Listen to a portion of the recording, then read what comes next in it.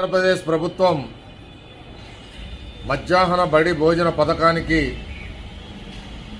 మరి అపర అన్నపూర్ణగా ప్రపంచవ్యాప్తంగా తెలుగువారు కీర్తించే, అలానే అన్నదాతలకు స్ఫూర్తి ప్రదాతగా, అన్నదానానికి స్ఫూర్తి ప్రదాతగా నిలిచిన తూర్పుగోదావరికి చెందిన కీర్తిశేషురాలు డొక్కా సీతమ్మ గారి పేరు పెట్టడాన్ని బ్రాహ్మణ సమాజం హర్షిస్తుంది. ఎందువల్లంటే డొక్కా సీతమ్మ గారు స్వాతంత్రం పూర్వక ముందు నుంచి ఆమె 100 ఎకరాలను సైతం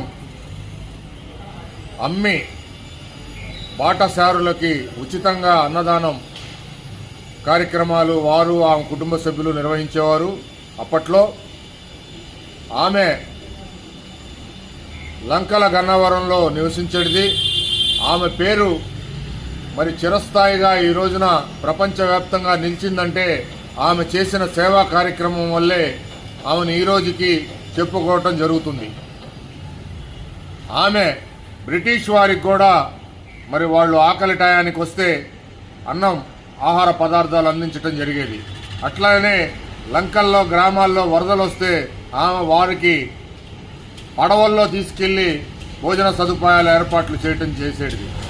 మరి అట్లాంటి స్ఫూర్తి ప్రదాత పేరుని ఈ రోజున ఆంధ్రప్రదేశ్ ప్రభుత్వం ముఖ్యమంత్రి నారా చంద్రబాబు నాయుడు గారు, అలానే విద్యాశాఖ మంత్రులు నారా లోకేష్ గారు, అట్లానే ఉప ముఖ్యమంత్రిగా మరి డొక్కా సీతమ్మ గారి పేరు ప్రతిసారి ప్రతి మీటింగ్లో సమావేశంలో మరి చెప్పి ఆమె సేవల్ని కొనియాడుతూ ఉండే ఉప ముఖ్యమంత్రి వర్యులు పవన్ కళ్యాణ్ గారికి బ్రాహ్మణ సమాజం తరఫున కృతజ్ఞతలు తెలియజేస్తున్నాం.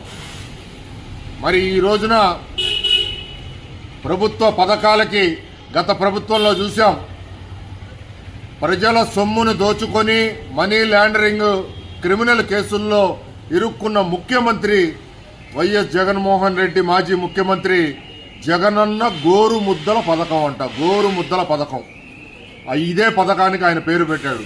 ఎంత సిగ్గుచేటు!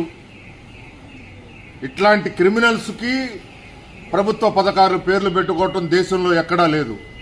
మరి నారా చంద్రబాబు నాయుడు గారు గతంలో చూసినా, గత ప్రభుత్వంలో ముఖ్యమంత్రులుగా చూసినా, ఇప్పుడు ముఖ్యమంత్రిగా కాలంలో చూస్తున్నా ఆయన జాతీయ నేతలు, సేవా రంగాల్లో ఉన్న మరి కీర్తిశేషుల పేర్లని ప్రభుత్వ పథకాలకి మనం పెట్టడం చూసాం. అన్న నందమూరి తారక రామారావు గారి పేరుతో అన్నా క్యాంటీన్, అట్లానే ఈ రోజున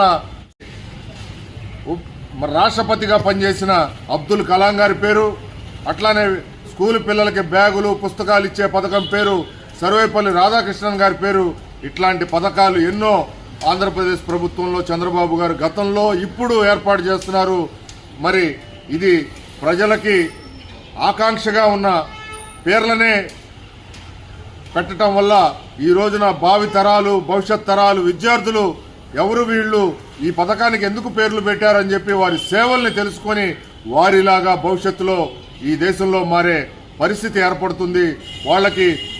వాళ్ళకి చరిత్ర తెలుసుకునే అవకాశం మరి ఈ పథకాల ద్వారా కలుగుతుందని బ్రాహ్మణ చైతన్య వేదిక తెలియజేస్తుంది. బ్రాహ్మణ సమాజం తరఫున పూర్తి స్థాయిలో ఆంధ్రప్రదేశ్ ప్రభుత్వానికి, ముఖ్యమంత్రి చంద్రబాబు నాయుడు గారికి, నారా లోకేష్ గారికి, అలానే పవన్ కళ్యాణ్ గారికి కృతజ్ఞతలు తెలియజేస్తున్నాం. ఈ వీడియో నచ్చితే లైక్ చేయండి, షేర్ చేయండి. మరింత సమాచారం కొరకు మా ఛానల్ను సబ్స్క్రైబ్ చేయండి.